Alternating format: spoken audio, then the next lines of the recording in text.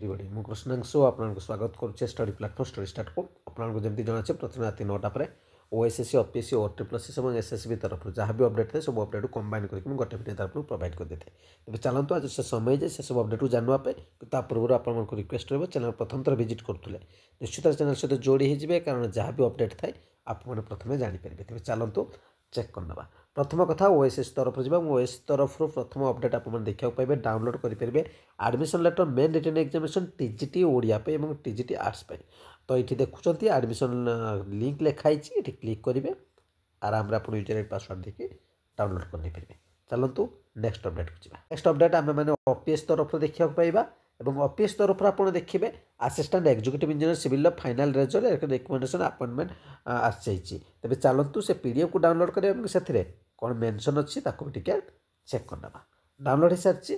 एवं ओपन हो गला बस ठीक अच्छे एठी आप मैंने देखिपारे जो मानक सिलेक्शन लिस्ट तो सेठी आप मैंने रोल नंबर देखुं एपटे एपटे ना अच्छी कैटेगरी अच्छी जेंडर अच्छी एवं selected under category office notice देखिए ठीक अच्छे सबकि आप कौन सिलेक्शन होती कौन से बिलंग्स करते सबकि मेनसन ये अच्छी ठीक अच्छे आप समस्त देखिपारे जो मैंने सिलेक्शन होती समस्त को कंग्राचुलेसन तो ये आप देखिए 579टा